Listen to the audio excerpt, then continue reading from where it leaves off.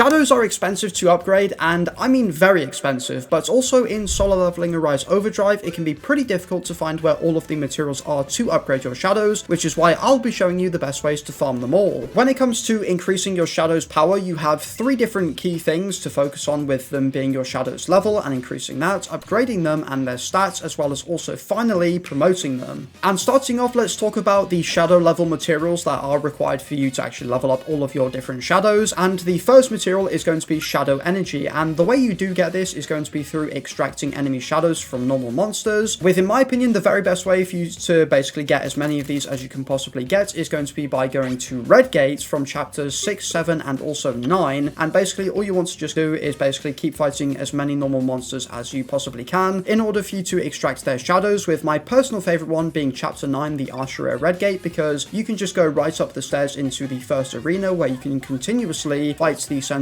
enemies. And what's also really good about this red gate is that you can further farm for the shaman and also beast sets, which are very good damage increasing sets for you to use pretty much across most DPS characters. But as well, when I was farming the Faxoner stage, for example, once the meter was about halfway full, the normal monsters kind of just stopped spawning for whatever reason, so that one might not be as good as the chapter 9 red gate. Then the second material required for you to level up your shadows is going to be gold, and you're going to need a huge amount of this, with it costing you over 500,000 gold just to get them to the maximum level, so be sure to watch my gold guide to find out how to effectively farm gold. But to quickly give you a recap of it, you basically just want to go into red gates where you can guarantee to harvest heroic rarity materials in order for you to sell them, making you lots of gold. After that, we now need to talk about all of the shadow upgrade materials that you do need, and you need, once again, 2 different kinds of materials, with the first one being the abyssal resources that you can earn throughout the game, being the abyssal fragments, energy, and also essence. These, just like the shadow energy, are also farmed from red gates as well, from extracting your enemy's shadows, which once again does make red gates the best place for you to farm pretty much most of your shadow materials. But you can, however, craft them, but I don't think this is going to be really worth it for you to do, as they do cost a very important material called the fragments of thought. Like I just said, the fragments of thought are definitely one of the most important materials that you can earn for upgrading your shadows, because these are dropped from pretty much, I think, every single normal monster in the entire game, so in theory they are actually very easy for you to get. However, you do actually use so many of them, it can be pretty difficult for you to keep a good supply of them, which is why whilst you are farming them from normal monsters within red gates, when you further do complete those said red gates, you'll be able to earn these things called hunt coins, and with those hunt coins you want to go to the exchange shop in the lobby and basically just check to see if you can buy any, and if not, or you've already bought them all, you want to then refresh the shop item list with 15 hunt coins so you can potentially then buy more. But just keep in mind, you do only have 5 refreshes that you can have, but you will actually get them again once the general item refresh does happen, which I believe is every 30 minutes. Alright, finally let's talk about the last method for you to upgrade and also increase the power of your shadows, and that is going to be through promoting them. So for the materials required for you to promote a shadow, it's going to be very similar to upgrading your shadows, because you'll need the abyssal fragments, energy and essence, as well as also the fragments of thought, so you do already know how to get all of those. But you do then further need these shadow specific fragments that can only be obtained through actually crafting them, and they do cost 350 gold, 2 traces of shadow, 1 mana power extract, and then of course 3 specific materials for that said shadow. But don't worry, here's how you can get all of them, starting off with the traces of shadows that are also only obtained through crafting, and they cost 5 shadow energy and 3 fragments of thought, so again you already know where to get all of these. Following that, we do have the mana power extract, and fortunately, just like the fragments of thoughts, these are again dropped by pretty much every normal monster, so they're going to be very easy for you to obtain, and you don't need anywhere near as much of these as you do fragments of thoughts. But if you are still running low on them, you can again just buy them from the exchange shop with hunt coins. However, finally we do have the shadow specific materials, and there are 5 different materials needed for every single shadow to craft their fragments. And starting off with iron, you need the tough armor. For Egress, you need the shreds of bloodstained cloth. When it comes to Tusk, you need the cursed remnants. Tank requires sharp claws, with finally Kaisel needing the contract parchment. These all can be farmed in many different dungeons, so in order for you to find out where to farm them, just go to the crafting NPC, then item crafting, and basically from there you can click on the material that you actually need for whatever fragment you're crafting in order for you to see exactly where to farm them. And a quick tip that I'd give when doing this is that I think you should farm them on the lowest rarity difficulty stage that you're farming, to make it as easy as possible to get the materials that you want, because they are of the common rarity. And I'd also further suggest that you potentially stay away from the story repeat stages, as they do take way longer to clear than regular gates and dungeon breaks. Okay, so I thought I'd finally go over and do do some example runs as well as also go over some bonus tips for you. And starting off, of course, we're in the Ashura Red Gate on chapter 9, and like I said before, I do think this is the best one for you to farm, because when you do actually go to endlessly fight all of these centaur enemies that I'm fighting right now, basically once you actually fill up the meter completely to spawn the final boss, they will actually spawn right where you are right now fighting, so it means you don't actually have to move pretty much at all, so you can just basically get straight into fighting the final boss. Then as for another bonus tip as well when farming red gates, is basically when you want to go to extract a shadow, you can't actually have any enemies nearby, because when there are enemies nearby you can't actually extract the shadow, as you can see right here. But something that's pretty cool that you can do is just use your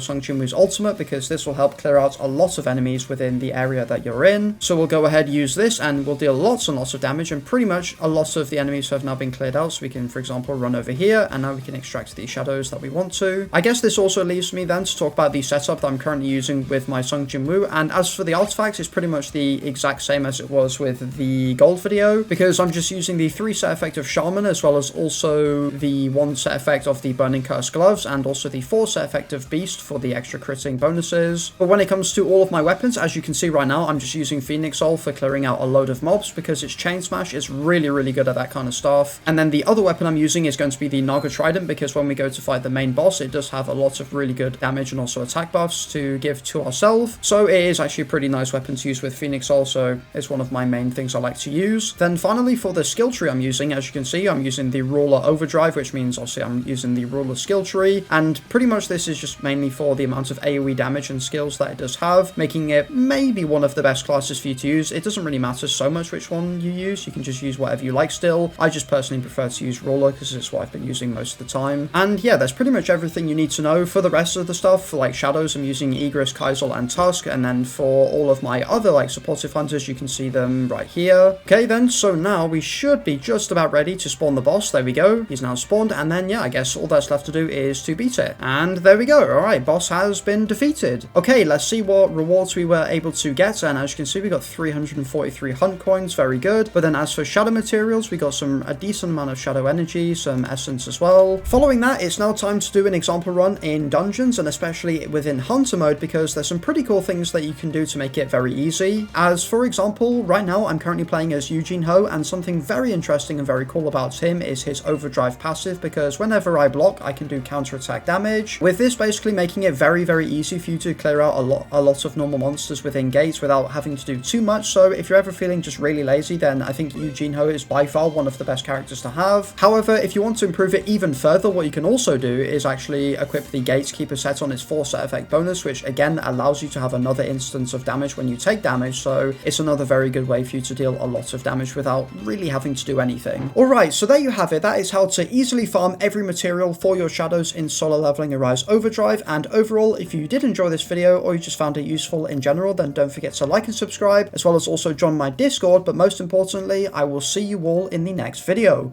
Peace!